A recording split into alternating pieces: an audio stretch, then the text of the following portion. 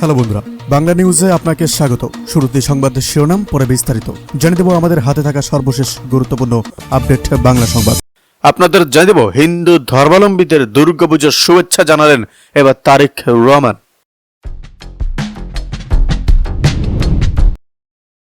এদিকে জুলাই আন্দোলনের দাবির মধ্যে কি পিআর ছিল, প্রশ্ন এবার বিএনপির নজরুল ইসলাম খানের।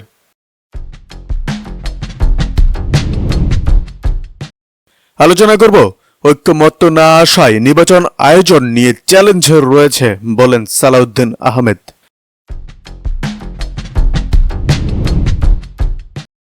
আলোচনা করব জামায়াত সহ কয়েকটি দল নির্বাচন নস্যাৎ চেষ্টা করছে বলেন ইমরান সালেহ প্রিন্স।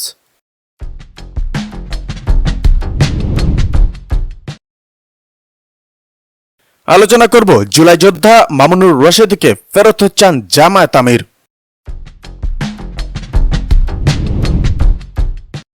বিস্তারিত আলোচনা করব সরকারের বিরুদ্ধে লেখার কৌশল শিখিয়ে গেছেন তোফাজ্জল হোসেন মানিক মিয়া বলেন কাদের গণ চৌধুরী।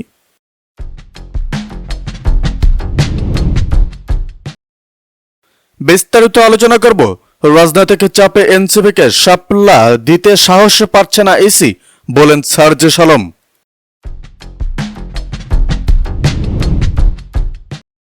আলোচনা করব এই নির্বাচনের মাধ্যমে ট্যাগ দেওয়ার রাজনীতির ভূমি ধস পরাজয় হয়েছে বলল আসিফ নজরুল।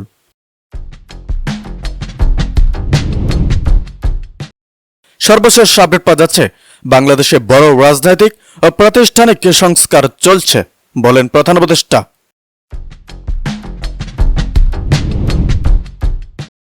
আলোচনা করব দরিদ্র মোকাবেলায় চীনকে বাংলাদেশের অনুসরণ করা উচিত বলেন ফারিদা আক্তার।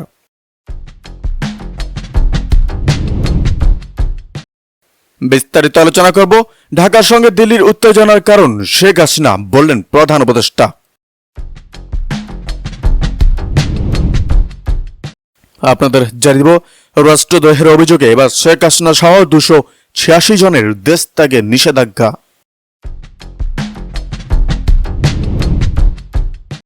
সর্বশেষ আপডেট পাওয়া যাচ্ছে, কিছু আসনের লোভে পিআর চাইলে জাতীয় জীবনে ভয়ঙ্কর পরিণতি আসবে।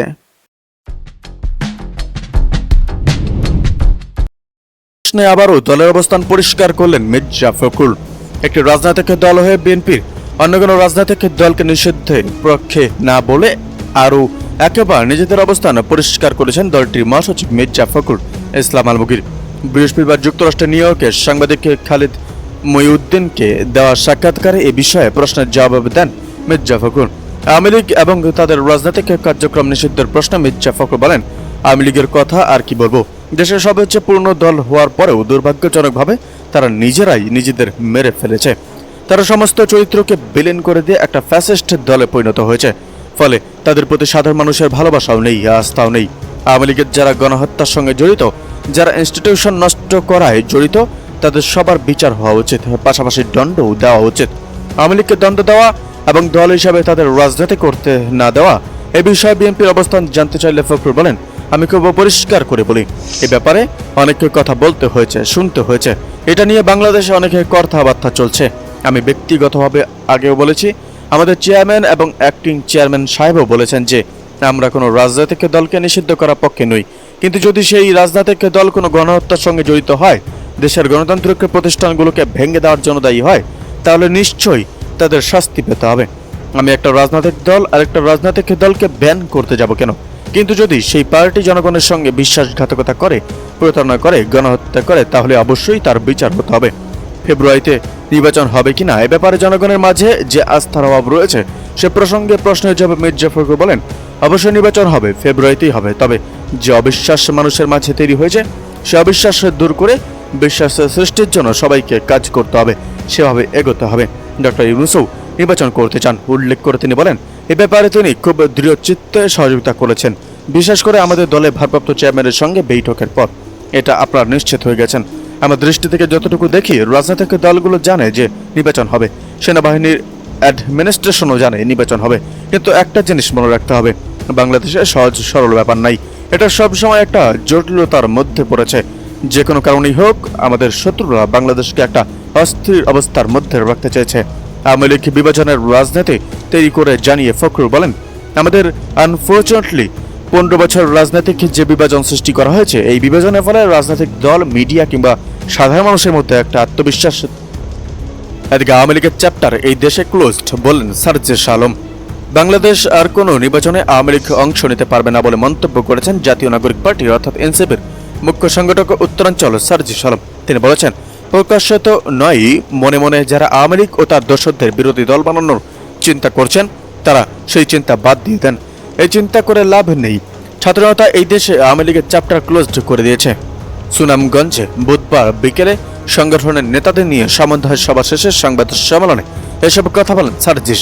পৌর শহরের শহীদ মুক্তিযোদ্ধা জগৎ জ্যোতি পাবলিক লাইব্রেরি মিল্লায়তনে এই সভা ও সংবাদ সম্মেলন হয়। সার্জিস আলম তার বক্তব্যে বলেন, পৃথিবীর কোথাও বিপ্লবী ও পরাজিত খুনি ফ্যাসিস্ট একসঙ্গে রাজনীতি করতে পারেনি। হয় বিপ্লবীরা থাকবে, না হয় ফ্যাসিস্টরা থাকবে। বাংলাদেশে খুনি ও ফ্যাসিস্টদের রাজনীতি করার কোনো সুযোগ দেওয়া হবে না।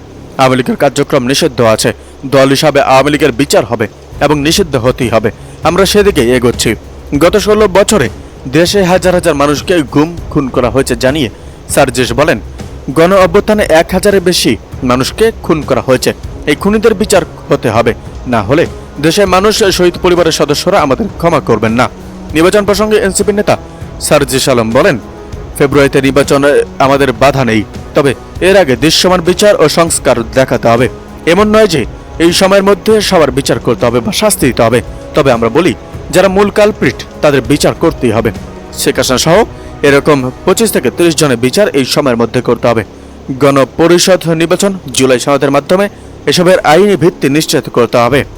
বাংলাদেশে আর ভারতীয় আধিপত্যবাদের কোনো নির্বাচন হবে না উল্লেখ করে সার্জিস আলম বলেন, ভারতের আশীর্বাদে আর কোনো দল এদেশে ক্ষমতায় আসতে পারবে না। কোনো এজেন্সিকে কাজে লাগিয়ে আধিপত্য দেখিয়ে ক্ষমতায় যাওয়া যাবে না। সংবাদের সম্মেলনে সার্জিস আলম প্রধান উপদেষ্টার সঙ্গে যুক্তরাষ্ট্রে সফররত রাজনৈতিক দলের নেতাদের সঙ্গে অসৌজন্যমূলক আচরণ ও হামলা প্রসঙ্গ টেনে বলেন, কোনো প্রোটোকলে গেলে আমাদের এই নেতৃবৃন্দের সঙ্গে কোনো এই আচরণ ঠেকানো যেত। সে বিষয়ে সরকারের ব্যবস্থা নেওয়া উচিত ছিল। তাদের নিরাপত্তা দিতে না পারায় সরকারকে এবং সরকারের দুর্বলতা প্রকাশ পেয়েছে। এদিকে বিএনপির 31 দফা ভবিষ্যৎ রাজনীতির গুণগত পরিবর্তনের রোড ম্যাপ বলেন আমিনুল হক। বিএনপির 31 দফার মধ্যে ভবিষ্যৎ রাজনীতির গুণগত পরিবর্তনের রোড ম্যাপ বলে মন্তব্য করেছেন দলটির ক্রীড়া বিষয়ক সম্পাদক ও ঢাকা মহানগর উত্তর বিএনপির আহ্বায়ক আমিনুল হক। তিনি বলেন, ভবিষ্যৎ রাজনীতিতে গুণগত পরিবর্তন আনতে প্রতিশ্রুতিবদ্ধ বিএনপি। ভারপ্রাপ্ত চেয়ারম্যান তারেক রহমান ঘোষিত রাষ্ট্র কাঠামো মেরামতের 31 দফা কর্ম পরিকল্পনায় রাজনীতির গুণগত পরিবর্তনের রোডম্যাপ সুস্পষ্টভাবে প্রতিফলিত হয়েছে। সোমবার বিকেলে রাজধানীর রূপনগর 2 ব্লক ইসলামিয়া স্কুল মাঠে মরুম আরাফাত রহমান কোকো স্মৃতি মিনি পোস্ট ফুটবল টুর্নামেন্ট 25-এর উদ্বোধনী অনুষ্ঠানে প্রধান অতিথির বক্তব্যে তিনি একথা বলেন। আমিনুল হক বলেন, খেলাধুলা হচ্ছে সামাজিক ও রাজনৈতিক পরিবর্তনের অন্যতম কার্যকর মাধ্যম। 2024 সালে 5 আগস্টের পর থেকে বিএনপি খেলাধুলাকে বাধ্যতামূলক করার উদ্যোগ নিয়েছে, যার মাধ্যমে ভবিষ্যৎ প্রজন্মকে মাদক মুক্ত, সুস্থ ও শৃঙ্খলাবদ্ধ করে তোলা হবে। তিনি আরও জানান, খেলাধুলার মাধ্যমে সামাজিক পরিবর্তনের পাশাপাশি রাষ্ট্রীয় কাঠামোতেও ইতিবাচক রূপান্তর আসবে। এতে ডক্টর ইউনূস পলিটিশিয়ানদের ঢাল হিসাবে নিয়ে গেলেন বললেন রুমিন ফারহানা। অন্তর্বর্তী সরকারের প্রধান উপদেষ্টা ডক্টর মোহাম্মদ ইউনূসের সফরসঙ্গী হিসাবে বর্তমানে মার্কিন যুক্তরাষ্ট্রে রয়েছেন বিএনপি, জামায়াত ও জাতীয় নাগরিক পার্টি অর্থাৎ এনসিপি নেতারা। সম্প্রতি সেখানে বিমানবন্দরে হামলার শিকার হন এনসিপি নেতা আখতার হোসেন। জানিয়ে চলছে বিস্তর আলোচনা। তবে বিএনপি নেত্রী রুমিন ফারহানা প্রশ্ন তুললেন সরকারের দিকে। তার মতে, সরকার কেন এই ধরনের সফরের রাজনৈতিক ব্যক্তিদের নিয়ে গেল? নিলেও তাদের নিরাপত্তা নিশ্চিত করতে পারল না কেন? সম্প্রতি বেসরকারি টেলিভিশনের একটি টক শোতে হাজির হয়ে এসব কথা বলেন বিএনপি সহ আন্তর্জাতিক বিষয়ক সম্পাদক রুমিন ফারহানা। তিনি বলেন, এমনি বাংলাদেশ যথেষ্ট অস্থির হয়ে আছে। এটাকে আরো কতটুকু উস্কে দিয়ে একটা বিশৃঙ্খল পরিস্থিতি তৈরি করা যায় সেটার একটা আলামত মনে হয় এসব।